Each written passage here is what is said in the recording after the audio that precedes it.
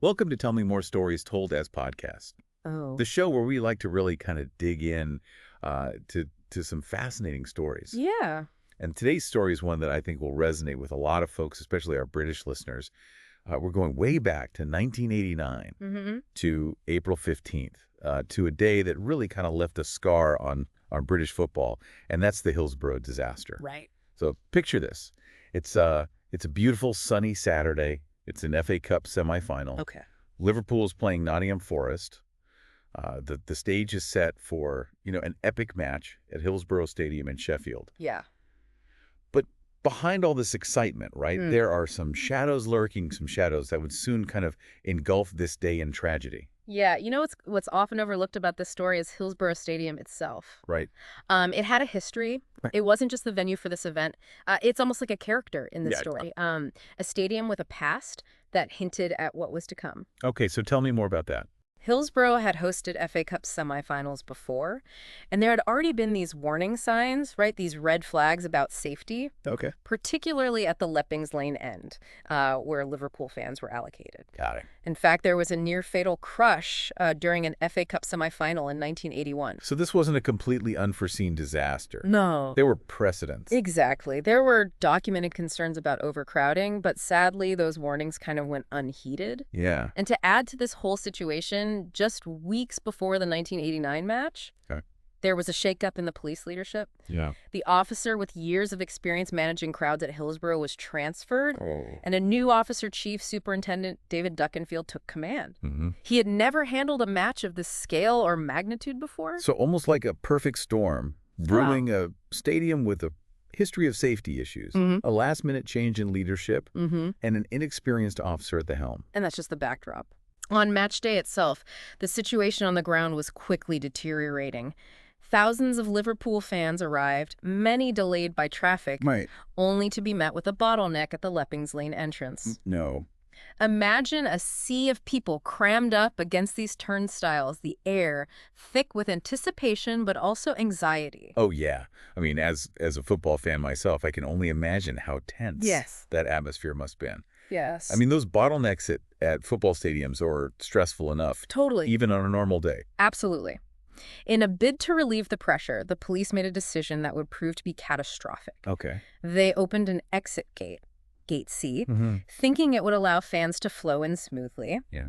What they didn't realize was that this gate led directly into a narrow tunnel, a funnel, Oh. that emptied into the already packed central pens. I see where this is going. Yeah. Pins 3 and 4, right? The ones closest to the pitch. Yes. Those were already full, and now thousands more fans are pouring in through this tunnel. Exactly. And remember, this was a time when many stadiums still had these fenced-in standing terraces. Right. So you had this massive influx of fans surging into these enclosed pens with virtually no way to escape. Oh my gosh. And all of this is happening as the match is about to kick off, Right.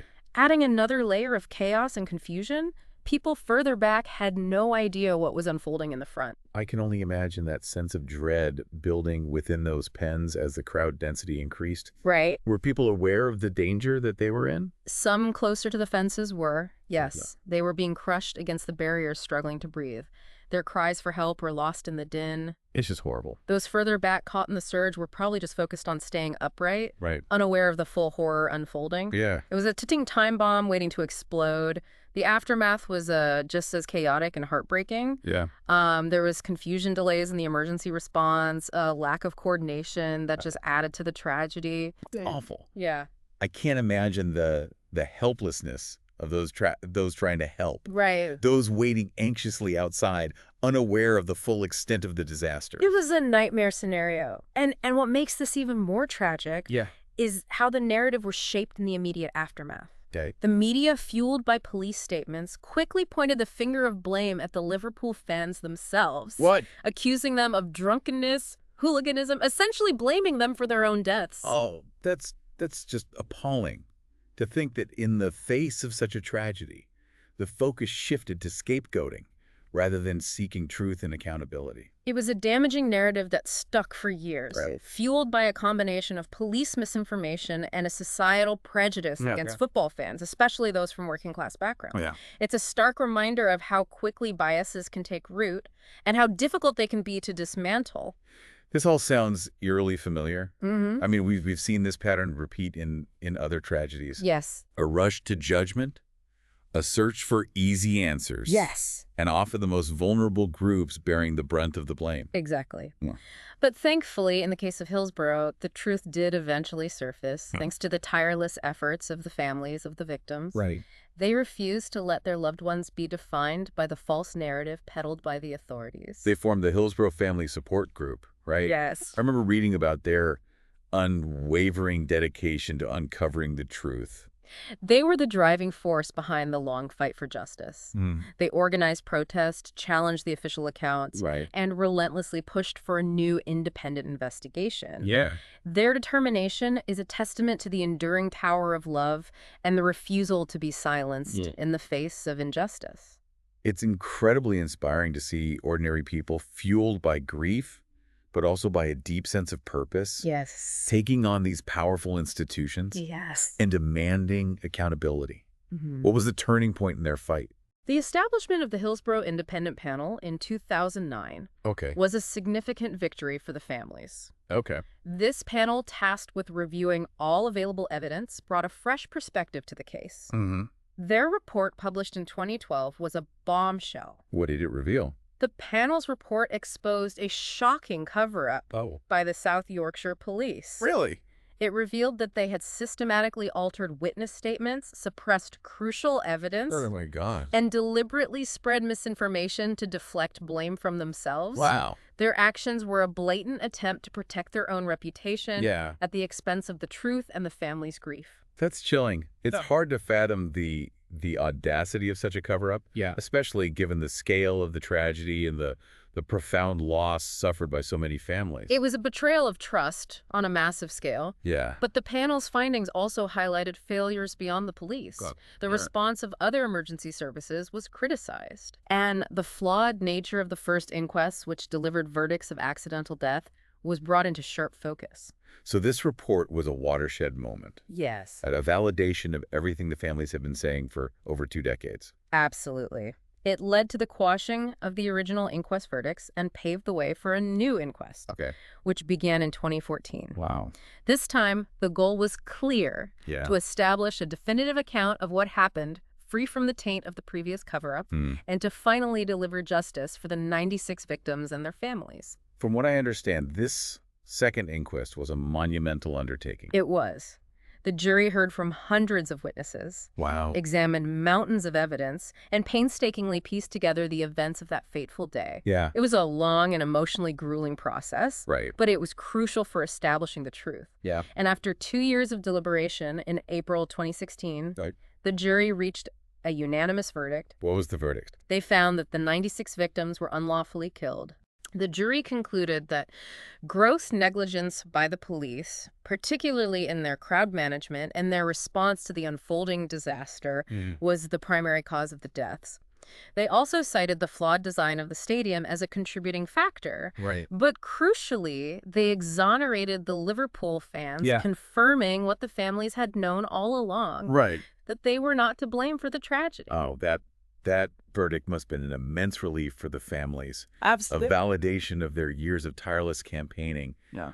To have their loved ones finally exonerated, to have the truth officially acknowledged. Yes. It must have been incredibly cathartic. It was a historic moment, a victory hard won after years of struggle. Yeah. But there's a detail from the first inquest, the one that was later overturned, that Okay. I find particularly disturbing. Okay. It speaks volumes about how those in power can manipulate systems to shield themselves from accountability. I'm eager to hear more about this. Yeah. What was this detail? The coroner in the first inquest, Stephen Popper, imposed a controversial cutoff time of 3:15 p.m. Okay. He arbitrarily decided that all the victims were either dead or brain dead by that time, Wow. effectively excluding any evidence related to the emergency response after that point. Wait, so the actions, or rather inaction, of the police and ambulance services in those crucial minutes and hours after the crush were never properly scrutinized. Exactly. This arbitrary decision shielded those responsible from scrutiny for far too long. Oh, my. Imagine that a coroner, a figure of authority, Right. drawing a line in the sand, effectively erasing a crucial part of the narrative. Yeah. a part that could have revealed critical failures in the emergency response. Yeah. It's a stark reminder of how power can be used to manipulate the truth. That's infuriating. Oh. It almost feels like a deliberate attempt to sweep crucial evidence under the rug to protect those in power at the expense of justice. It's a chilling example of how those in authority can manipulate systems to evade accountability. It underscores the importance of independent scrutiny, of persistent questioning, Right. and of never accepting the official narrative at face value. This detail, this 3:15 p.m. cutoff, it adds another layer of tragedy to this already heartbreaking story. Yes. It highlights the lengths to which institutions will go to protect themselves, Yes. even in the face of overwhelming evidence of their own failures. And it makes you wonder what other crucial details, what other instances of negligence or misconduct Right. were swept under the rug because of this arbitrary decision. It's a sobering thought. Mm-hmm. The Hillsborough disaster is more than just a tragedy. It is. It's a lesson in the importance of truth, accountability, and the dangers of unchecked power. Mm. So we've been talking about the Hillsborough disaster, a tragedy that exposed not just a horrific event, but a system that seemed almost designed to protect those in power rather than seek justice. But out of this darkness, I mean, there's got to be a glimmer of hope, right? Yeah. What lasting changes emerged from this fight for truth? Yeah, it's true. The legacy of Hillsborough is complex Mm. and multifaceted. I mean, on one hand, it's this stark reminder Yeah. of the devastating consequences of negligence and the human cost of these systemic failures. Right. But on the other hand, it's a testament to the power of perseverance, Mm-hmm. the unwavering spirit of those who fight for truth and accountability. It's often said that Hillsborough was a turning point Yes. for stadium safety in the UK. Yeah. Can you elaborate on that? Absolutely. Yeah. Before Hillsborough, fenced-in standing terraces were commonplace in many British football stadiums. Okay.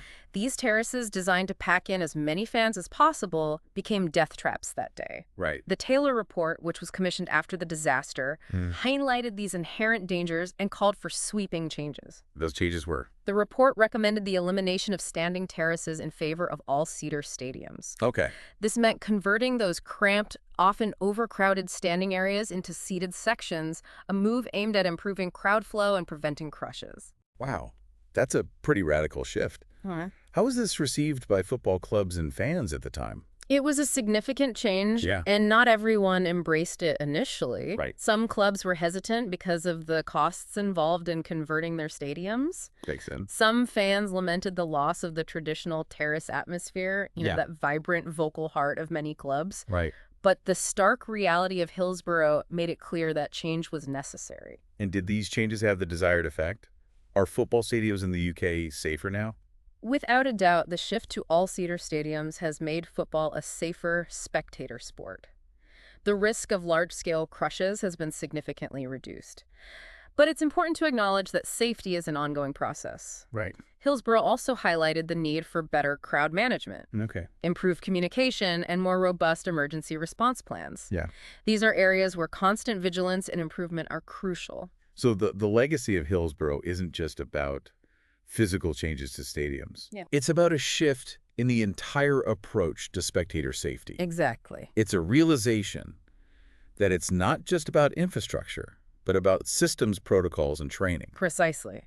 And it goes beyond that. Hillsborough also forced a long overdue reckoning with how football fans, particularly those from working-class backgrounds, were treated and perceived by the authorities and the media. You're talking about that initial rush to blame the fans. Right. That narrative of drunkenness and hooliganism that took root in the immediate aftermath of the tragedy. Yes. For years, football fans, especially those from certain clubs, were seen as potential troublemakers, Right. hooligans to be contained and controlled. Yeah. This prejudice played a significant role in the initial response to Hillsborough. It's almost as if that pre-existing bias colored the perception of what happened, He did. leading to a rush to judgment, Yes. a search for a scapegoat that fit a convenient narrative. And that narrative, as we know now, was utterly false. Right. The Hillsborough Independent Panel conclusively exonerated the fans, proving that they were not the cause of the disaster. Right. But the damage had already been done. Of course. It took years of campaign, years of fighting against a tide of misinformation and prejudice Wow. to finally clear their names. It makes you think about how deeply ingrained these biases can be, how they can shape our understanding of events, Absolutely. and how they can lead to these profound injustices. It's a stark reminder that we must always question our assumptions, challenge narratives that seem too neat or convenient, and be wary of scapegoating, especially when it targets already marginalized groups. So Hillsborough, then, is not just a football tragedy. It's a cautionary tale about the dangers of prejudice, the importance of truth-seeking, and the long, often arduous path to justice. And it's a testament to the human spirit's resilience, the unwavering determination of those who refuse to let injustice stand. The families of the 96 victims, through their tireless campaigning, not only achieved justice for their loved ones, but also forced a fundamental shift in how we think about stadium safety and fan culture. Their legacy is one of courage, perseverance, and the pursuit of truth no matter the cost. Thank you for joining us on this deep dive into the Hillsborough disaster. It's a story that deserves to be remembered not just for the tragedy itself, but for the profound lessons it holds for us all. Yeah. Remember, the 96